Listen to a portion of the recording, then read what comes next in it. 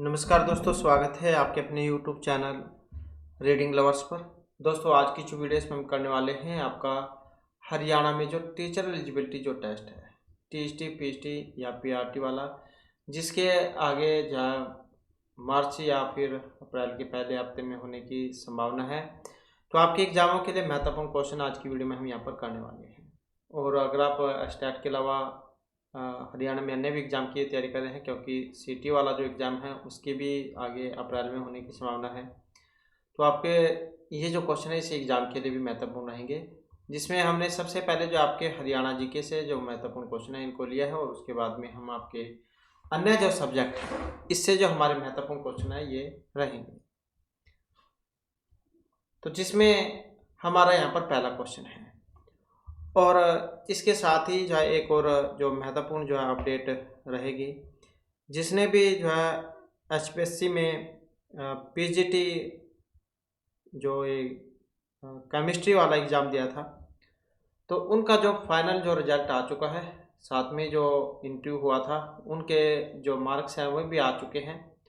और अगर आपने मार्क्स और जो ये रिज़ल्ट अभी तक नहीं देखा है तो वो वाली वीडियो जो आपको इस वीडियो के अंत पे मिल जाएगी, तो उसमें जाकर आप अपने जो मार्क्स और साथ में जो फाइनल रिजल्ट है वो चेक कर सकते हैं। तो महत्वपूर्ण अपडेट के लिए भी जो आप चैनल को सब्सक्राइब कर लीजिएगा अगर आपने अभी तक चैनल को सब्सक्राइब नहीं किया है। और आप हमारा जो टेलीग्राम ग्रुप है उसे भी आप ज्वाइन कर सकते हैं, सभी फ्री ऑफ कॉस्ट है। इनका लिंक आपको इस वीडियो के डिस्क्रिप्शन में मिल जाएगा। तो जल्दी से अपने जो क्वेश्चन है उनको हम देख लेते हैं, जिसमें हमारा पहला क्वेश्चन है। क्वेश्चन है, इनमें से कौन सी महर्षि बाणभट्ट की रचना है? अब ये सूरसागर है, गीत रामायण है, भगवत गीता या फिर हरचरित है। तो महर्षि बाणभट्ट तो ये थे जो हर्ष जो थे इनके दरबारी कवि थे, तो इनके जीवन चरित्र के ऊपर ही इन्होंने हर्षचरित ये लिखा था। और ये जो हर्षवर्धन जो है, राजा हर्षवर्धन जो था निसर जो है वर्तमान कुरुक्षेत्र में, तो वहाँ के राजा थे। तो हर्षचरित इन्होंने जैन के ऊपर ये जीवन चरित्र के ऊपर लिखा था। इसके अलावा जो कादम्बरी है ये भी इनके द्वारा ही रचित है। महर्षि बाणभट्ट जैन की दूसरी जो रचना है इसका नाम कादम्बरी है। नेक्स्ट हमारे यहाँ पर क्वेश्चन आ जाता है, जिला हरियाणा में गेहूं का सबसे बड़ा जो उत्पादक है इनमें कौन सा है? कैथल, जींद, सिरसा या फिर भिवानी। तो हरियाणा में गेहूं का सबसे बड़ा जो उत्पादक है इनमें कौन सा है?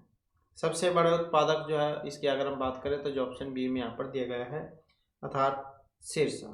तो सिरसा जो है ये सबसे बड़ा गेहूं उत्पादक है जिला। और सिरसा में जो राज्य के लगभग 11.75% इतना उत्पादन होता है। और राज्य में जो हरियाणा है इसे गेहूं की टोकरी के नाम से भी जाना जाता है। तो हरियाणा राज्य को भारत की गेहूं के टोकरी के रूप में भी जाना जाता है। नेक्स्ट जो हमारा यहाँ पर क्वेश्चन आ जाता है, क्वेश्चन है, हरियाणा राज्य प्रतिवर्ष 23 सितंबर को शहीदी दिवस किन की स्मृति में मनाता है? राजा नाहर सिंह की, तुलाराम, बहादुर शाह या फिर नूर मोहम्मद खां की। तो किन की स्मृति में 23 सितंबर को शहीदी दिवस मनाया जाता है? तो यहाँ पर हमारा जो सी आंसर है ऑप्शन आएगा सी वाला। तो तुलाराम जो है यहाँ पर इसमें माने गए हैं। 23 सितंबर को प्रतिवर्ष शहीदी दिवस मनाया जाता है। और ये जो राव तुलाराम जो है इनका 9 दिसंबर और 1825 में रेवाड़ी जो है वहाँ पर जन्म हुआ था। तो कहाँ पर जन्म हुआ था इनका? रेवाड़ी में। नेक्स्ट क्वेश्चन आ जाता है, हरियाणा के कौन से जिले में अरावली पर्वत मुख्य रूप से स्थित है? गुड़गांव में, अंबाला में, यमुनानगर में या फिर रोहतक में। तो हरियाणा का जो अरावली पर्वत मुख्य रूप से स्थित है कहाँ पर है ये? और इसमें जो ऑप्शन रहेगा ये वाला हमारा। तो अरावली जो ये श्रृंखला जो है कहाँ पर है? ये गुड़गांव में है। और दक्षिणी जो भाग है वहाँ पर स्थित है। इसका जो विस्तार की अगर हम बात करें तो महेंद्रगढ़, रेवाड़ी, भिवानी, गुरुग्राम, मेवात और फरीदाबाद जिलों में है। और अरावली पहाड़ियों की मुख्य उपस्थिति ये गुरुग्राम में ही पाई जाती है। और अरावली पहाड़ियों का जो दक्षिणी भाग है इसको स्थानीय रूप से मेवात की पहाड़ियों के नाम से जाना जाता है। नेक्स्ट क्वेश्चन आ जाता है हरियाणा का जो फरीदाबाद जिला है, इसमें सूरजकुंड झील बनाई थी राजा सूरजपाल, सिरजदेव, गुरदित या राजा नाहर सिंह ने। तो फरीदाबाद में है सूरजकुंड झील, ये बनवाई गई थी और जो ऑप्शन ए में है, अर्थात जो राजा सूरजपाल थे। तो 10वीं शताब्दी जो है इसमें ये राजा थे सूरजपाल तोमर, तो इनके द्वारा कराया गया था। नाम भी आप याद रख सकते हैं, सूरजपाल नाम, क्योंकि अपने नाम के ऊपर ही होते थे पहले जो भी भवन वगैरह बनाए जाते थे ज़्यादातर, या तो विजय की खुशी में या फिर अपने नाम वगैरह के काम। तो सूरजपाल, सूरजकुंड ऐसे आप याद रख सकते हैं। अगला क्वेश्चन है 2011 का जो भारतीय वन सर्वेक्षण था, उसके अनुसार हरियाणा का कौन सा सबसे अधिक वन आच्छादित है? फतेहाबाद, पानीपत, गुड़गांव या फिर पंचकुला। तो ये जो सर्वेक्षण जो था 2011 का, उसके अनुसार सबसे ज़्यादा वन वाला जिला इनमें कौन सा है? और ये पंचकुला है, जो यहाँ पर ऑप्शन डी में दिया गया है। सबसे ज़्यादा जो वन है यहाँ पर कितने हैं? 40.53%। तो इतना यहाँ पर वन है। और पंचकुला जो है इसमें 390.70 वर्ग किलोमीटर पर वन है। तो पंचकुला में सबसे ज़्यादा जो वन क्षेत्र है ये 40.53% है। और न्यूनतम वन प्रतिशत वाला जिला, न्यूनतम की बात करें तो ये फतेहाबाद है, ये न्यूनतम में है। किस में है? ये न्यूनतम में है। न्यूनतम में फतेहाबाद हो जाएगा।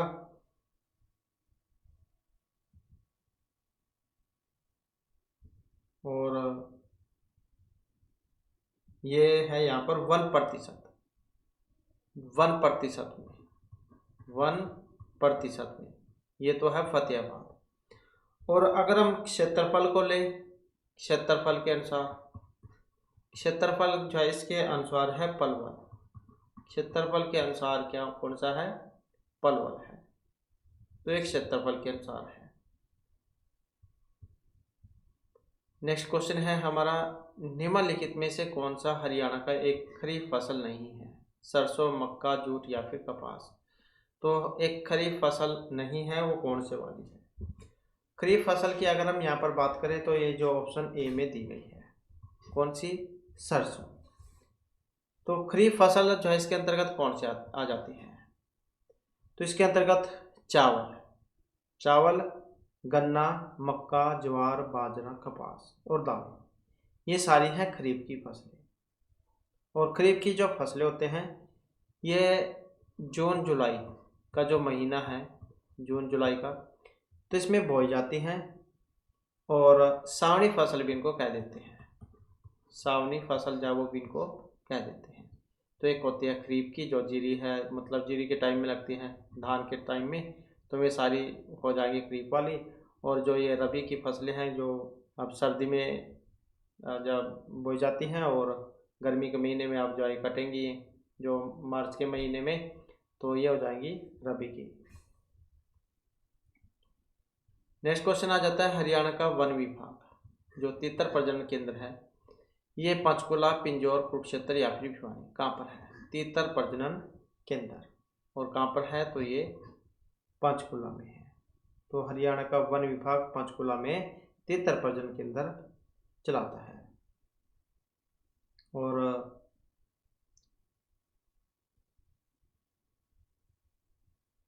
नेक्स्ट आ जाता है, इनमें कौन सा हरियाणा का पुराना लोक नृत्य है? खोड़िया, धमाल, घूमर या सांप। तो पुराना लोक नृत्य है कौन से वाला? ये वाला, अर्थात धमाल। और कौन से क्षेत्र में जय किया जाता है, ये भी क्वेश्चन जो एग्जाम में आया हुआ है। तो महेंद्रगढ़ और साथ में जो झज्जर है, महेंद्रगढ़ और जो झज्जर जिला है, तो ये इसके लिए परिचित है, महाभारत काल से ये चला आ रहा है। अगला क्वेश्चन है हमारा, इनमें से कौन सा राष्ट्रीय राजमार्ग हरियाणा से होकर गुजरता है जो दिल्ली और फाजिल्का को पंजाब में जोड़ता है? NH10, 8, 2 या 65। तो कौन सा राष्ट्रीय राजमार्ग हरियाणा से होकर गुजरता है जो दिल्ली और फाजिल्का को पंजाब से जोड़ता है? और जो ये ऑप्शन ए में दिया गया है, तो कौन सा है NH10। और अब इसको क्या कहा जाता है NH9। अब इसको क्या कहा जाता है NH9, national highway number 9। Next हमारा क्वेश्चन आ जाता है हरियाणा का पानीपत में आयोजित असहयोग आंदोलन की पहली बैठक का नेतृत्व किया था। लाला लाजपत राय ने, नेकी राम शर्मा ने, चौधरी लालचंद या फिर बाल मुकुंद गुप्त ने। तो हरियाणा के पानीपत में आयोजित असहयोग आंदोलन की पहली बैठक का जो नेतृत्व किया था, तो पहली बैठक का जो नेतृत्व जो किया गया था, ये जो ऑप्शन ए में है लाला लाजपत राय, तो इनके द्वारा किया गया था। और कहाँ पर? पानीपत में। और कब किया गया था? अक्टूबर में। कब? अक्टूबर में, अक्टूबर 1920 में असहयोग आंदोलन संबंधी प्रथम सभा का आयोजन किया गया था। नेक्स्ट हमारा क्वेश्चन आ जाता है हरियाणा के उस जिले का नाम बताइए जो प्रसिद्ध हिंदुस्तानी शास्त्रीय संगीत पंडित जसराज जो है इनका जन्म स्थान है। तो ये प्रसिद्ध हिंदुस्तानी शास्त्रीय संगीतज्ञ है पंडित जसराज। तो इनका जो जन्म है हिसार, भिवानी, फरीदाबाद या फिर अम्बाला, तो इनमें से कहाँ पर हुआ था? तो इनका जो जन्म है ये हिसार जो है, हिसार में हुआ था। और कब हुआ था? तो ये हुआ था 28 जनवरी को, 28 जनवरी और 1930 को हिसार जिले में। और मेवाती जो घराना है उससे इनका संबंध रहा है। नेक्स्ट हमारा क्वेश्चन आ जाता है ब्रिटिश सरकार के विरुद्ध 1857 का जो विद्रोह था सबसे पहले हरियाणा के कौन से स्थान पर हुआ था? अम्बाला, महेंद्रगढ़, हिसार या रोहतक में। तो 1857 का विद्रोह सबसे पहले हरियाणा के कौन से स्थान पर हुआ था? तो कौन सा स्थान था? अम्बाला। तो 1857 की जो क्रांति की जो शुरुआत है सबसे पहले अम्बाला से हुई थी। कब? 10 मई को। कब हुई थी ये? 10 मई 1857 को। मेरठ में हुए सैनिक विद्रोह की आग 13 मई 1857 को हरियाणा के अम्बाला कैंट तक पहुंच गई थी। तो 10 मई 1857 में जो ये मेरठ में जो विद्रोह हुआ था, तो उसके बाद में 13 मई 1857 को हरियाणा के अम्बाला कैंट तक ये आ पहुंची थी। तो ऑप्शन जो है ए वाला इसका हो जाएगा। नेक्स्ट हमारा क्वेश्चन आ जाता है हरियाणा राज्य फिल्म और टेलीविजन संस्थान, ये मुरथल, मानेसर, रोहतक या जासोर कहाँ पर है? हरियाणा राज्य फिल्म और टेलीविजन संस्थान, तो कहाँ पर है ये? और ये रोहतक में है, जो यहाँ पर ऑप्शन बी में दिया गया है। और इसकी जो स्थापना है, इसकी स्थापना हुई थी वर्ष 2011 में। नेक्स्ट क्वेश्चन रहेगा किस मुगल शासक के द्वारा हरियाणा के कुरुक्षेत्र मराठों को दिया गया था? तो किस मुगल शासक के द्वारा हरियाणा के कुरुक्षेत्र को मराठों को दे दिया गया था? मोहम्मद शाह, आलमगीर, मिर्जा अकबर या अहमद शाह? तो कुरुक्षेत्र को मराठों को दे दिया गया था। और कौन थे? आलमगीर, जो ऑप्शन सी में यहाँ पर दिए गए हैं। कब दिया गया था? 1754 में। तो मुगल शासक आलमगीर ने कुरुक्षेत्र को मराठों को दे दिया था। अगला क्वेश्चन आ जाता है ऑल इंडिया रेडियो हरियाणा का सबसे जो पुराना रेडियो स्टेशन है अम्बाला, कुरुक्षेत्र, रोहतक या हिसार कौन सा है? ऑल इंडिया रेडियो हरियाणा का सबसे पुराना रेडियो स्टेशन तो कौन सा है? ये रोहतक है, जो ऑप्शन बी में यहाँ पर दिया गया है। और इसकी जो स्थापना जो है ये 8 मई को हुई थी, 8 मई और 1976 को, 8 मई 1976 को रोहतक में। नेक्स्ट क्वेश्चन है जब गजनवी ने भारत के उत्तर पश्चिमी भाग पर हमला किया था उस समय हरियाणा पर कौन से वंश का शासन था? तो जब गजनवी ने भारत के उत्तर पश्चिमी भाग पर हमला किया था तो हरियाणा पर किस वंश का शासन था? तुगलक, पुष्यभूति, गुप्त या फिर तोमरों का? तो किन का शासन था? तो इस पर जो है तोमरों का शासन था, जो यहाँ पर ऑप्शन डी में दिया गया है। और कब किया था महमूद गजनवी ने आक्रमण? तो 1009 से 1014 था। नेक्स्ट क्वेश्चन आ जाता है हड़प्पा स्थल जो कालीबंगा है ये किस राज्य के अंतर्गत आता है? राजस्थान, हिमाचल प्रदेश, गुजरात या फिर हरियाणा? कालीबंगा कालीबंगा जो आता है ये राजस्थान के अंतर्गत।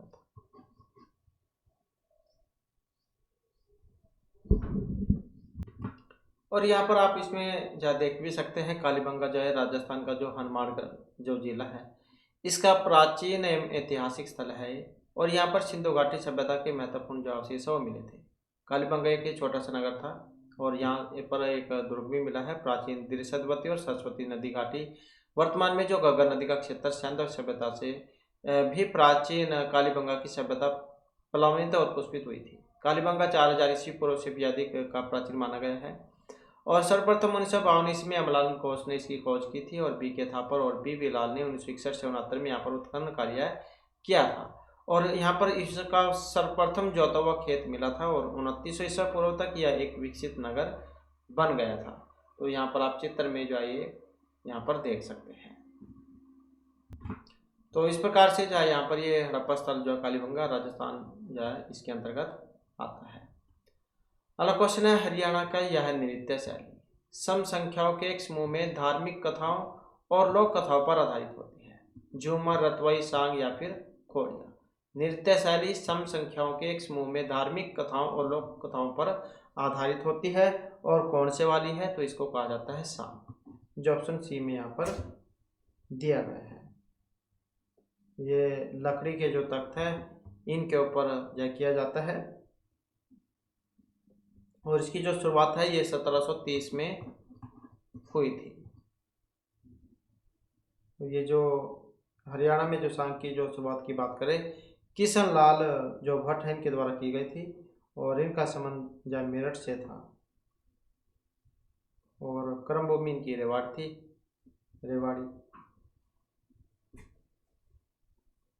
तो ये तो जो हमारे यहाँ पर आपके जो हरियाणा जी के जो इसके महत्वपूर्ण क्वेश्चन थे और इसके बाद हमारे जो आपके इंग्लिश ग्रामर जो इसके महत्वपूर्ण क्वेश्चन हमारे आ जाते हैं। तो यहाँ पर हमारा पहला क्वेश्चन है, तो यहाँ पर क्या डिस्ट्रीब्यूटिव प्रोनाउंस आपने सही बताने हैं। Dash one of the two cows give 10 litres of milk, each या फिर एवरीवन। तो क्या आएगा, प्रत्येक दो गायें 10 लीटर दूध देती है। तो क्या आ सकता है यहाँ पर, और सी आंसर की अगर हम बात करें तो ईच जो है, ईच का यहाँ पर इसमें प्रयोग होगा। Each is used when referring to a individual items in a small specific group. तो ईच जो यहाँ पर आएगा, each of the two cows give 10 litres of milk. Next आ जाता है, dash one of these two boys में stand fast, either या एनीवन। तो इसमें क्या आएगा, और यहाँ पर भी अगर हम सी आंसर देखें तो एदर जो है इसका प्रयोग यहाँ पर होगा। एदर ऑफ टू सर्वेंट्स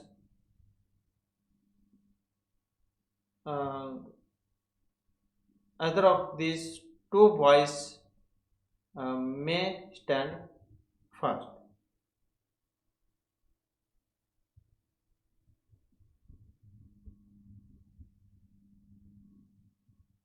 तो दोनों लड़कों में से कोई एक प्रथम आ सकता है। नेक्स्ट है, dash of two servants told the truth. यहाँ पर नेदर या ना किसका प्रयोग होगा। Dash of the two servants told the truth, इन दोनों लड़कों में से मतलब दो नौकरों में से किसी एक ने सच कहा है।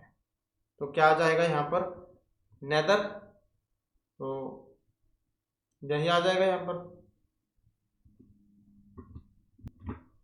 तो नेदर बन जाएगा यहाँ पर, neither of the two servants told the truth. Next है, dash of the three pictures was good, none या नेदर किसका प्रयोग हो यहाँ पर होगा। तो इसमें देखें तो यहाँ पर कौन सा आएगा, नन आ जाएगा। None of the three pictures was good. तो none is used for more than two and indicates not one. Next है, I did not buy of the three pens anyone या अदर, क्या आएगा यहाँ पर। तो इसमें देखें तो एनीवन, तो यही आ जाएगा यहाँ पर।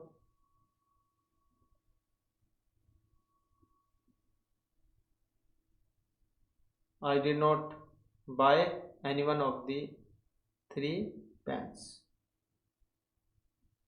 नेक्स्ट आ जाता है,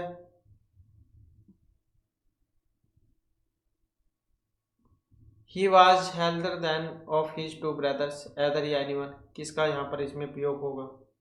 तो he was healthier than either of his two brothers, तो एदर जो है इसका प्रयोग यहाँ पर होगा। नेक्स्ट है dash of two pencils will do, any या एदर किसका प्रयोग होगा यहाँ पर? तो यहाँ पर देखें तो किसका प्रयोग होगा? एदर जो इसी का प्रयोग होगा, either of the two pencils will do, क्योंकि यहाँ पर क्या है इसमें एदर फॉर वन और the other of two. Next आ जाता है dash of the two boys was present, neither या नन किसका प्रयोग होगा इसमें? तो none of the three sister, none, तो यहाँ पर क्या आएगा? नेदर, नेदर ऑफ द, मतलब neither of the two boys was present, तो नेदर जो यहाँ पर इसमें आ जाएगा, कोई भी मतलब मौजूद नहीं था। नेक्स्ट है dash of the three sisters married, neither या नन किसका यहाँ पर प्रयोग होगा? तो इसमें अगर हम देखें तो कौन सा रहेगा? तो नन इसी का प्रयोग होगा यहाँ पर, none of the three sisters married. Next है dash of the five teams में विन, एनी अदर किसका प्रयोग होगा यहाँ पर? तो एनी का प्रयोग होगा, any of the five teams में win, any is used with larger number when there's no restriction, तो any of the five teams में विन, कोई पांच जो टीमें हैं वो जीतेंगी। नेक्स्ट आ जाता है करेक्ट द फॉलोइंग सेंटेंस। अब यहाँ पर इसमें जो सही जो है वो आपने बताना है। सही को देखें तो every one of the two boys gets a prize, तो कौन सा बनेगा? और इसमें अगर हम देखें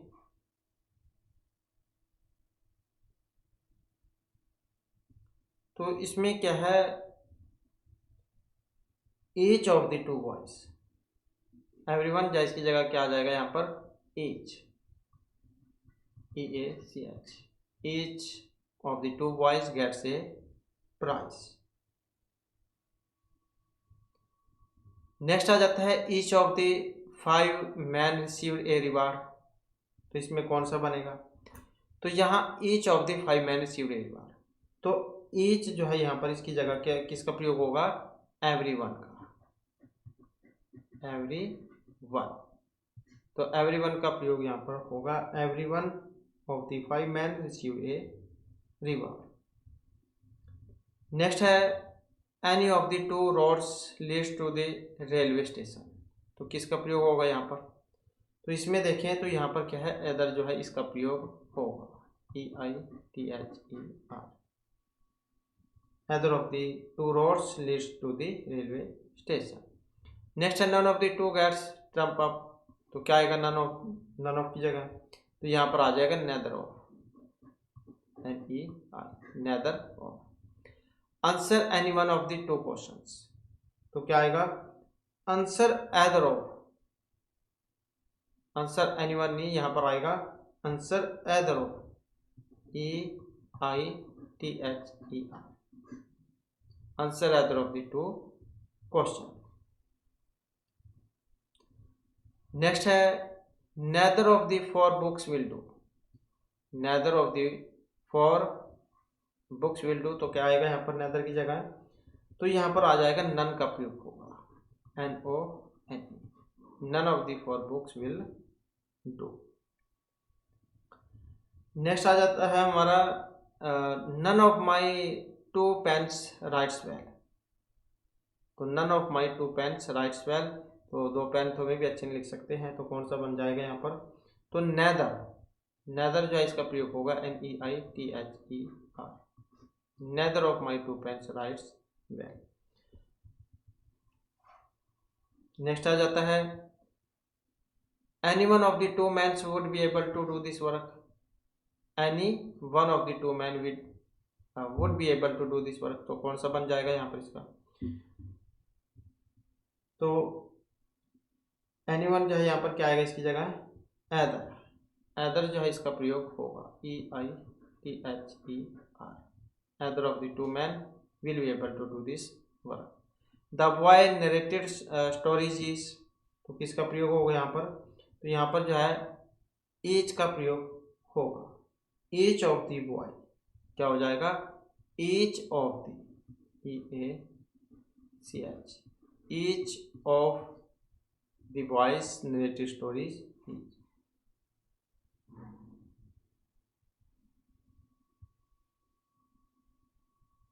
तो ये यहाँ पर आएगा। नेक्स्ट है the students contributed 50 rupees each, तो यहाँ पर भी जो है इसमें ईच का प्रयोग जो है शुरू में होगा। ये वाला जो ईच है यहाँ पर आ जाएगा शुरू में, ईच।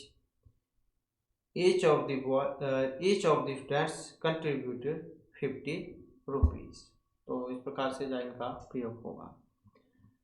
नेक्स्ट आ जाता है find out the error part of the flowing sentence, तो यहाँ पर एक में जो गलती है, अब किस में गलती है तो यही बताना है। तो यहाँ पर देखिए तो इसमें कौन से में है, पहला जो क्वेश्चन है हमारा, none of the two sisters has paid her tuition fees, या नो एरर, किस में गलती है यहाँ पर। तो गलती की बात करें तो ये जो ऑप्शन एक वाला है तो इसमें गलती है, क्योंकि यहाँ पर क्या नन ऑफ आया है। नन ऑफ की जगह यहाँ पर नेदर का प्रयोग होना चाहिए था, NEITHER, neither of this two sisters has paid her tuition fees. अगला क्वेश्चन है neither of the 5 women had a choice of her own, क्या आएगा यहाँ पर। तो इसमें देखें तो यहाँ पर क्या आएगा, नेदर की जगह है यहाँ पर इसका प्रयोग होगा नन, जो है NONE, नन जो है इसका प्रयोग यहाँ पर होगा। Neither is used for 2 items. Since the sentence refer to the 5 women, none of is appropriate pronoun. जैसे neither of the 2 cats is black, या none of the 10 dogs are barking. Next है any one of the 2 wives is dominated by her husband, तो किस में गलती है यहाँ पर, तो इसमें ही है एनीवन वाले में। तो यहाँ पर क्या आएगा, इसमें एनीवन की जगह है either का प्रयोग होगा, EITHER, either का प्रयोग यहाँ पर होगा, either यहाँ पर सही रहेगा। अगला क्वेश्चन है he could not meet either of his 3 brothers at home, तो किसका प्रयोग होगा यहाँ पर, तो यहाँ पर either जो है either की जगह पर anyone, किसका प्रयोग होगा, anyone का, anyone। तो he could not meet anyone of his 3 brothers at home। Next आ जाता है none of the 2 ministers was available for comments, किसमें गलती है यहाँ पर। अब यहाँ पर जो नन जो आया है, नन की जगह नेदर जो है इसका प्रयोग होगा, तो नेदर जो है इसका प्रयोग होगा।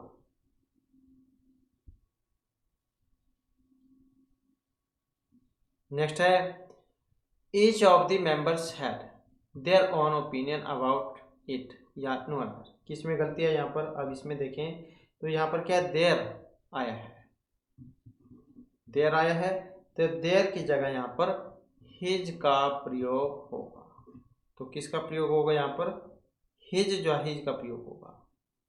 each of the members had his own opinion about it, या जैसे each of the students has his own locker, ऐसे भी कह देते हैं। नेक्स्ट आ जाता है she was more beautiful than either of her 3 sisters, तो कौन से में गलती है यहाँ पर। अब यहाँ पर अगर हम देखें तो इसमें क्या है, either दिया गया है, either का जगह यहाँ पर क्या आना चाहिए था, anyone का यहाँ पर प्रयोग इसमें होगा। She was more beautiful than any one of her 3 sisters. Next आ जाता है each of the 6 box in the class has finished their task, या no error. Each of the 6 boy in the class, तो कौन से में है यहाँ पर? तो यहाँ पर आया है their. Each of the 6 boy in the class has finished their task, तो देयर जो है, देयर की जगह यहाँ पर हिज का प्रयोग होगा, क्योंकि ईच जो है ये सिंगुलर है एंड नीड्स है सिंगुलर पोसेसिव प्रोनाउन। नेक्स्ट है neither Aditya nor Rudraksh has done their work, तो कौन सा आएगा यहाँ पर? तो इसमें भी अगर हम देखें तो यहाँ पर भी देयर का प्रयोग हुआ है, देयर की जगह यहाँ पर भी हिज का ही प्रयोग होगा।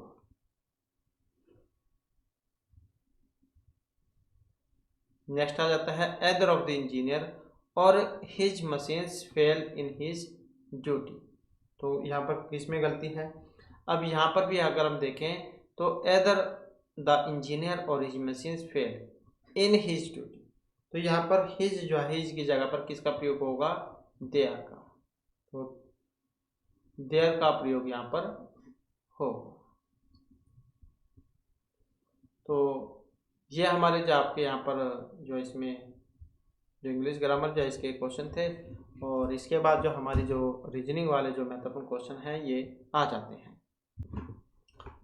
तो यहाँ पर जो इसमें हमारा जो पहला क्वेश्चन है, 4 विकल्प हैं और कौन सा विकल्प यहाँ पर क्वेश्चन मार्क के स्थान पर आएगा, तो यहाँ पर आप देख सकते हैं इसमें कौन से वाला आएगा, कौन सा क्रम यहाँ पर इसमें चला हुआ है।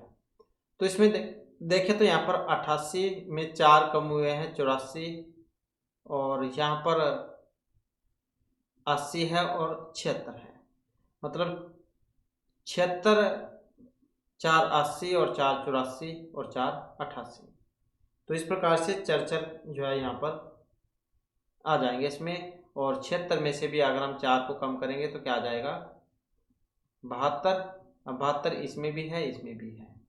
फिर हमने नेक्स्ट वाला जो है वो देखना होगा, तो नेक्स्ट में भी अगर हम यहाँ पर देखें E F G H I J K L M, तो M आना चाहिए, M 72 इसमें भी है, इसमें भी है। फिर नेक्स्ट वाला हम यहाँ पर देख लेंगे, तो U V W X Y, तो Y आएगा Y M 72, तो किस में है ये? इस वाले में है, तो ये इसी आंसर हमारा हो जाएगा।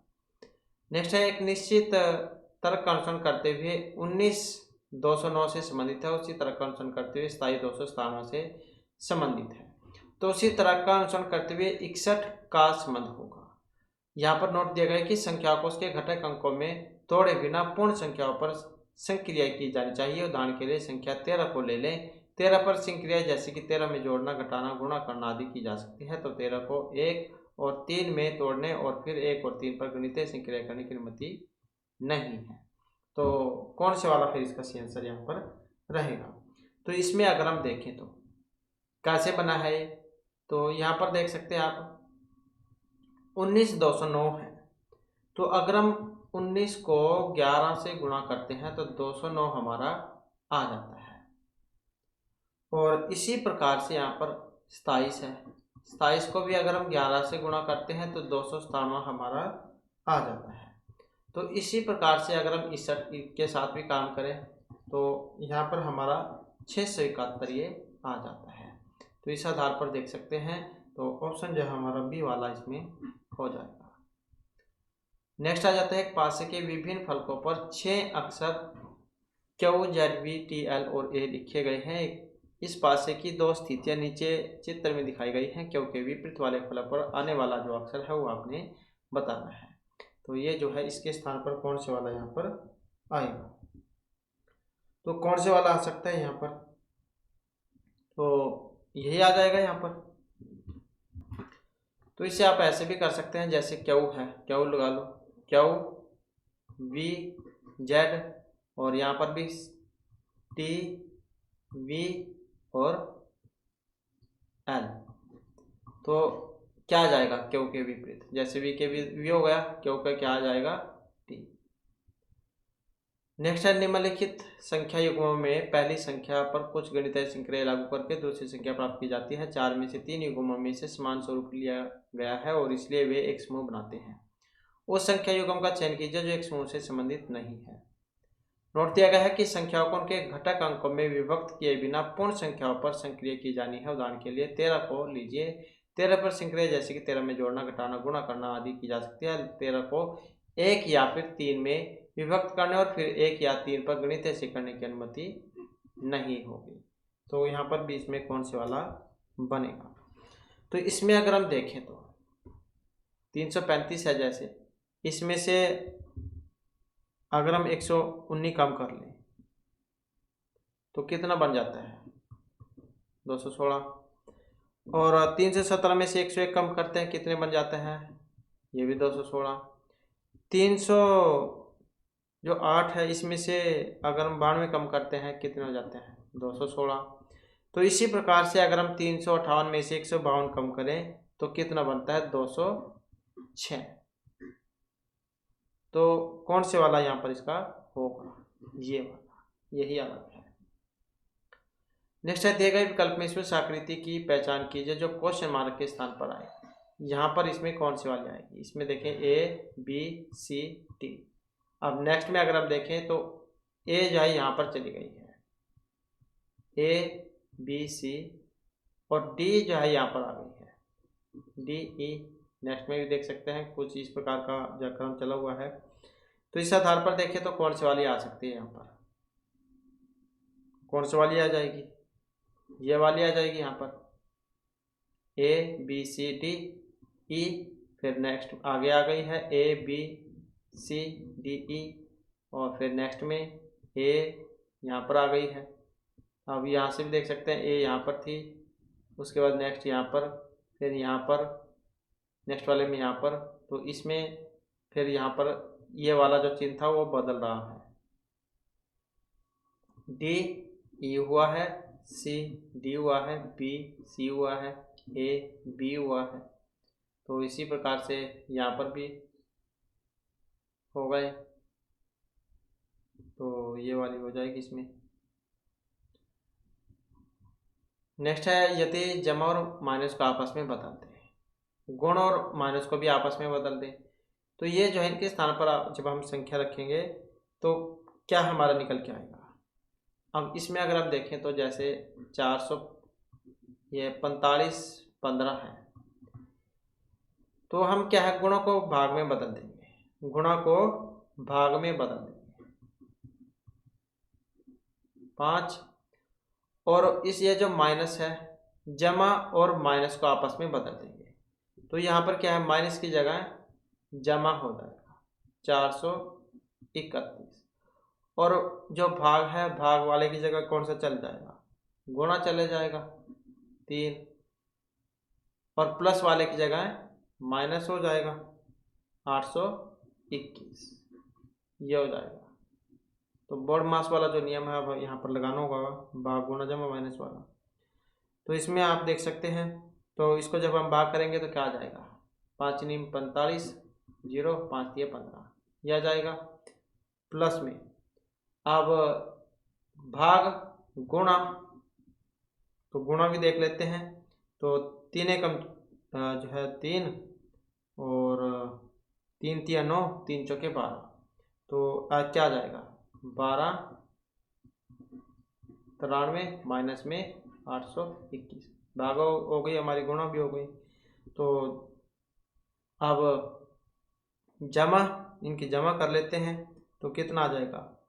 तो ये 3 3 6, और ये 9 3 12, तो 21 96 आ जाएगा। और इसमें से 821 कम कर लेंगे तो 1375 ये आ जाएगा, ये वाला।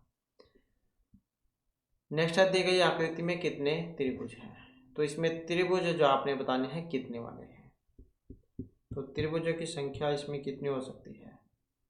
तो इसमें जो है 21 जो त्रिभुज है ये इसमें मानी गई है।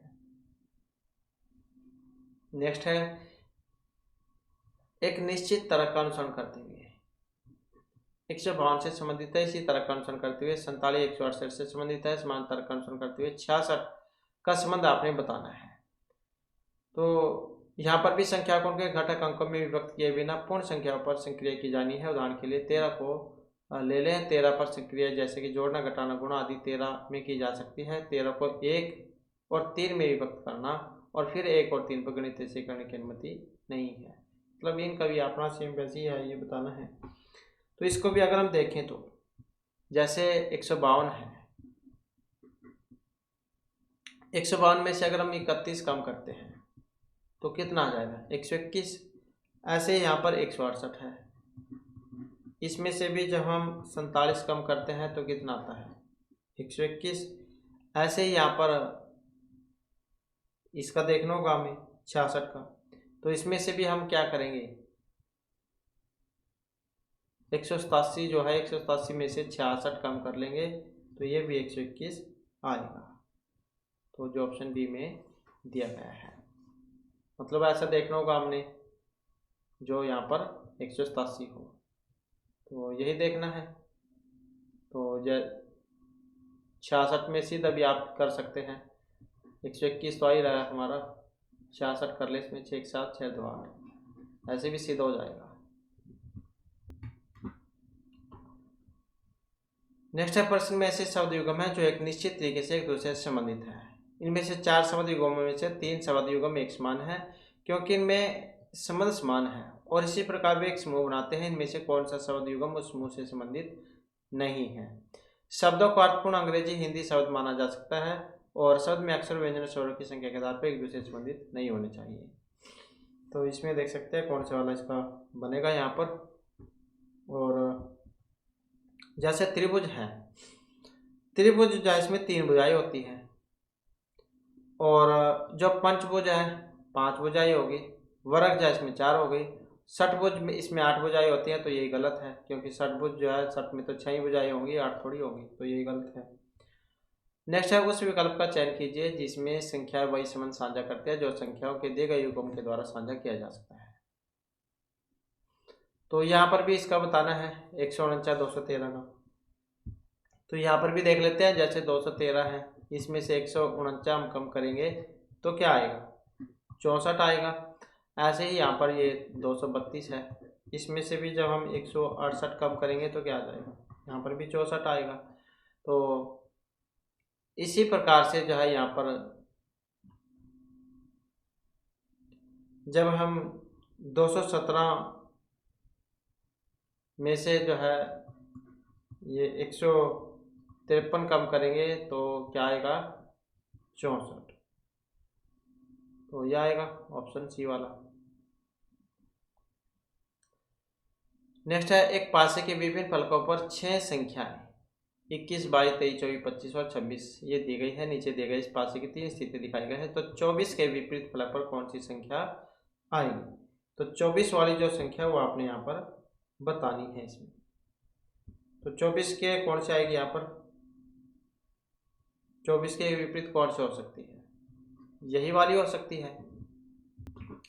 तो इससे भी आप आसानी से निकाल सकते हैं।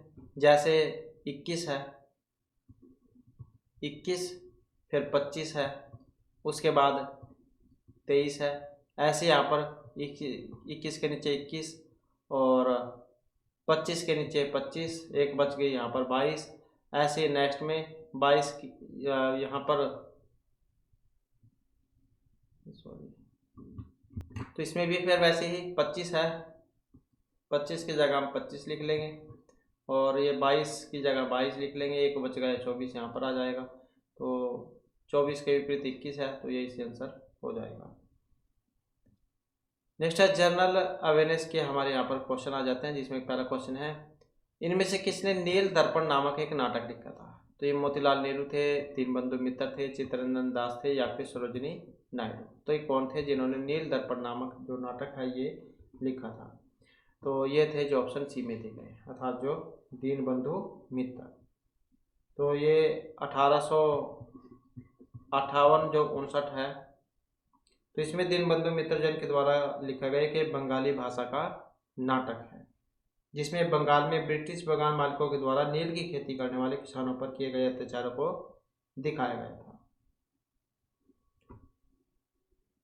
नेक्स्ट क्वेश्चन है, लता मंगेशकर, इनको वर्ष 2001 में इनमें से किस पुरस्कार से सम्मानित किया गया था? Film fair life time achievement award से, पद्म विभूषण, दादा साहेब फाल्के पुरस्कार या भारत रत्न से? तो इसमें जो ऑप्शन रहेगा डी वाला, अर्थात जो ये भारत रत्न था। और लता मंगेशकर जो है, इनका जो जन्म है ये इंदौर में हुआ था और 1969 में जो इनको पद्म भूषण मिला था 1969 में। फिर 1999 में इनको जो है पद्म विभूषण पद्म विभूषण जो है ये दिया गया था।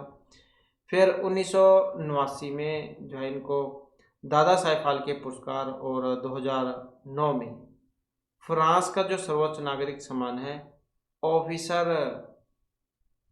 Day la Legion d'honneur, ये दिया गया था।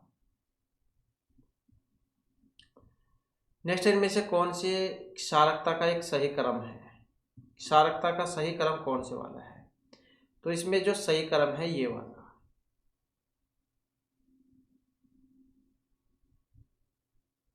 नेक्स्ट आ जाता है क्वेश्चन हमारा, 1867 ईस्वी में मुंबई में प्रार्थना समाज की स्थापना की गई थी। आत्माराम पांडुरंग ने, गोपाल कृष्ण गोखले, श्री राम वाजपेयी या राम मोहन राय ने?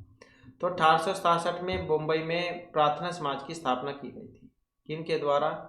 जो ऑप्शन ए में है, अर्थात आत्माराम पांडुरंग जैन के द्वारा।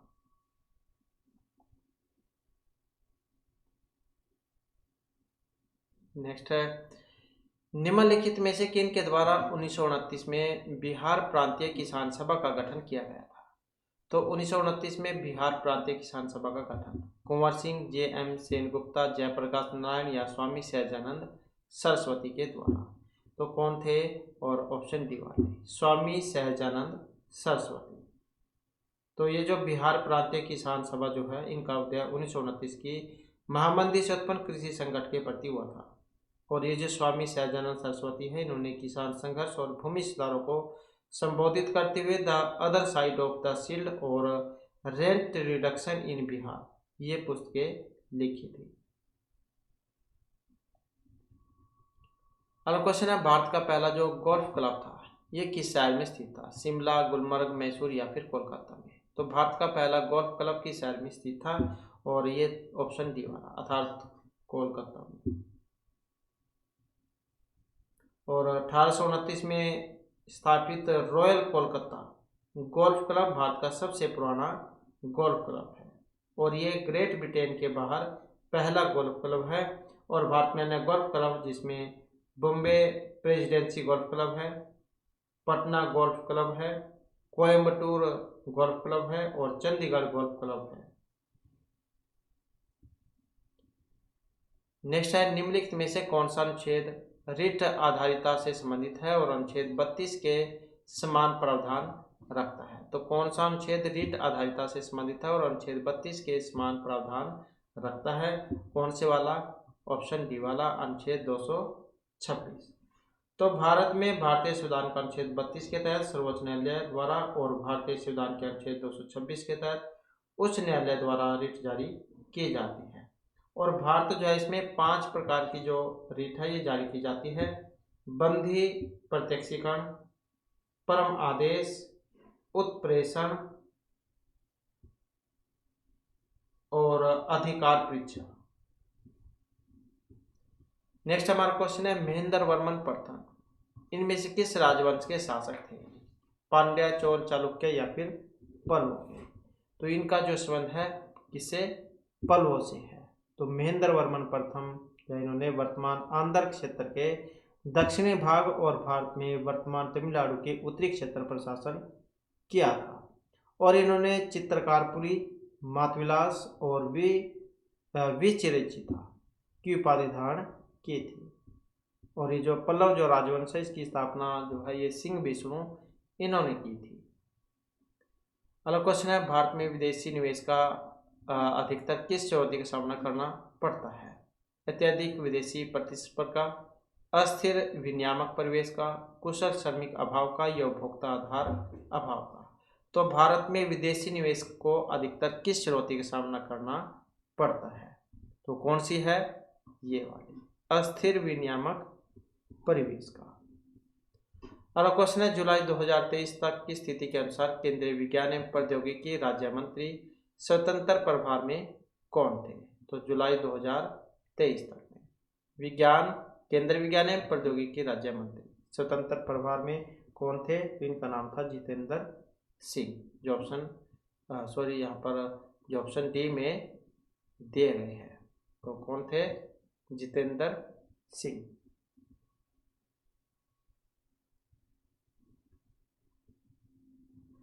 और 2024 में जाइए राव इंद्रजीत सिंह ये वाले थे 2024 में।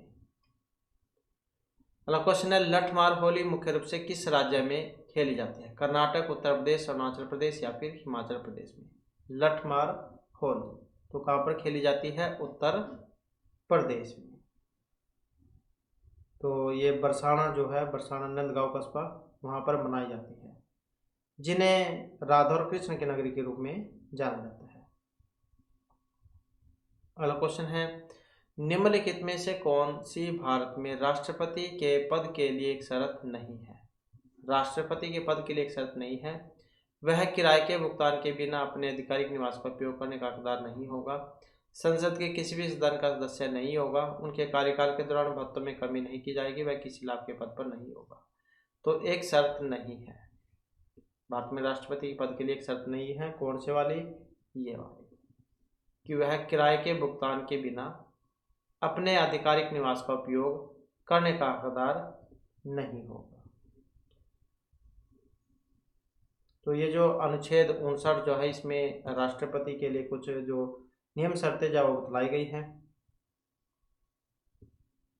कि राष्ट्रपति अपने आधिकारिक आवासों के उपयोग के बिना किराए भुगतान के हकदार होंगे और ऐसी परिलाभियों, भत्तों और विशेष अधिकारों के भी हकदार होंगे जो संसद के द्वारा कानून द्वारा निर्धारित किए जा सकते हैं। और राष्ट्रपति से संबंधित अनुच्छेदों की अगर हम बात करें तो इसमें अनुच्छेद 52 आ जाता है,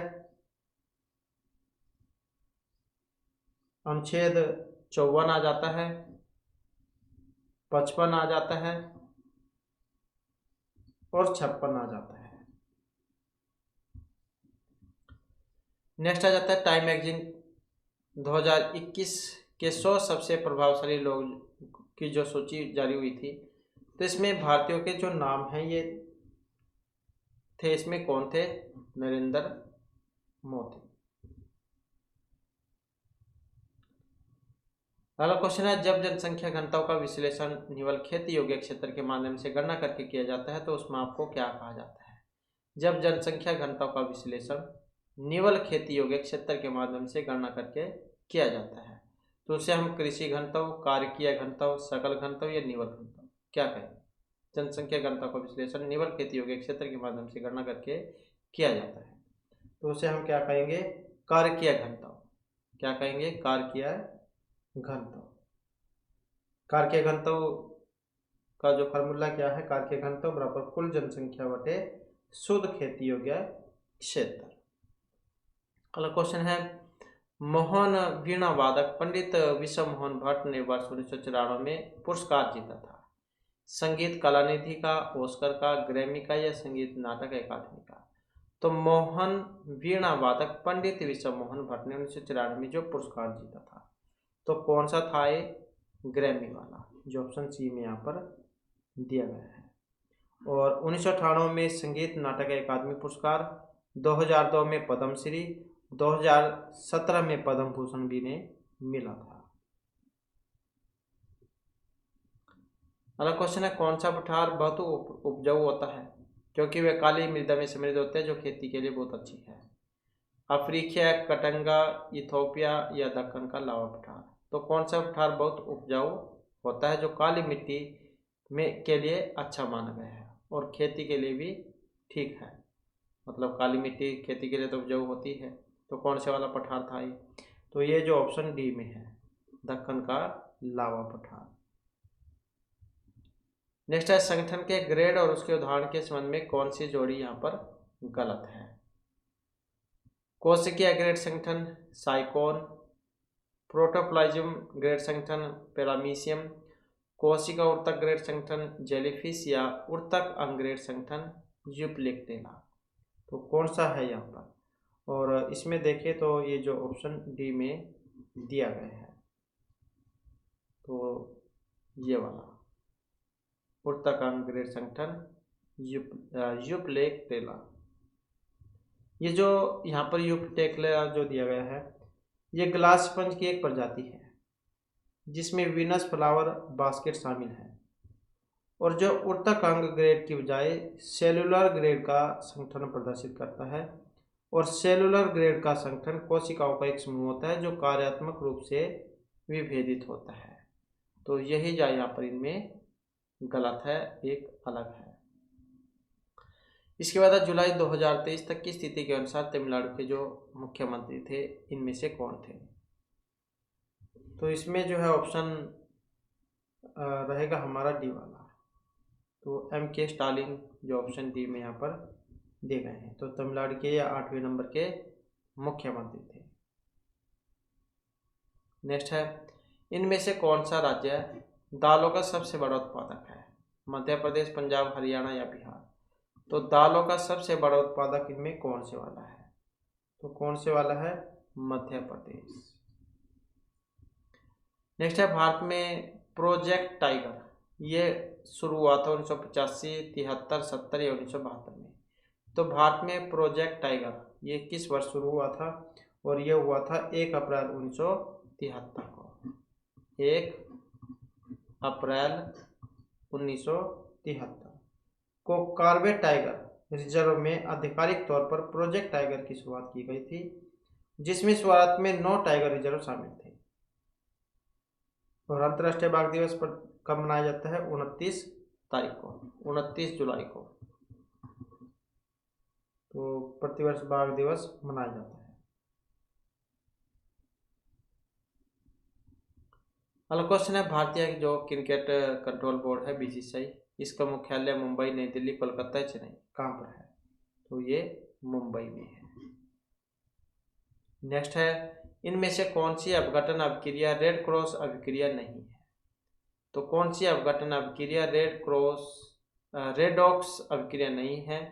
डाई हाइड्रोजन मोनोऑक्साइड का अपघटन, सोडियम हाइड्रोजन, पोटेशियम क्लोराइड या कैल्शियम कार्बोनेट का अपघटन।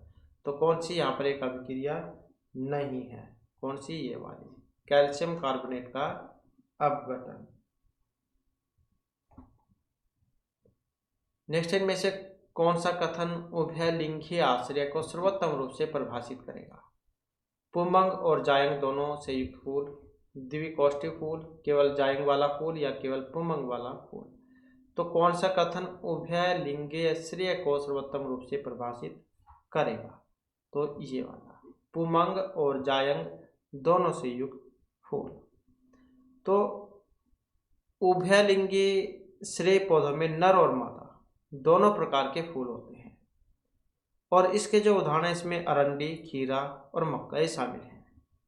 इसके विपरीत द्विलिंगी पौधों में नर और मादा फूल अलग अलग पौधे पर होते हैं, जैसे कि पपीता। नेक्स्ट है इनमें से एक उद्योग संघ और सब नियामक संगठन SRO है, जिसका प्राथमिक उद्देश्य सूक्ष्म वित्त क्षेत्र के सुदृढ़ विकास की दिशा में काम करना है। तो ये स्वयं सहायता समूह संघ, सूक्ष्म वित्त संस्था, सूक्ष्म वित्त एवं निवेश नियामक प्राधिकरण या नाबार्ड है। तो कौन सा एक उद्योग संघ और सब नियामक संगठन है जिसका प्राथमिक उद्देश्य सूक्ष्म वित्त क्षेत्र के सुदृढ़ विकास की दिशा में काम करना है, तो कौन से वाला है, ये वाला सूक्ष्म वित्त संस्था network, micro finance institute network. Next है सुदर्शनशील, इसका विवरण गिरनार अर्थात जूनागढ़ के एक शिलालेख में हुआ है, जिसकी रचना शक शासक की उपलब्धियों को दर्ज करने के लिए की गई थी। तो ये रुद्र सिंह तृतीय थे, चस्ताना, रुद्रदामन प्रथम या माउज कौन थे, तो क्या नाम था इनका, और इनका नाम था रुद्रदामन प्रथम, जो यहाँ पर ऑप्शन बी में दिए गए हैं। ये जो जूनागढ़ जो अभिलेख है ये संस्कृत भाषा जो है इसमें लिखा गया है। और ये गुजरात का जो जूनागढ़ है इसके पास में गिरनार पहाड़ी के निकट स्थित है ये। और ये जो जूनागढ़ जो चट्टान है इसमें अशोक के जो 14 प्रमुख जो शिलालेख है इनमें से एक रुद्रदामन प्रथम और स्कंदगुप्त के अभिलेख शामिल हैं।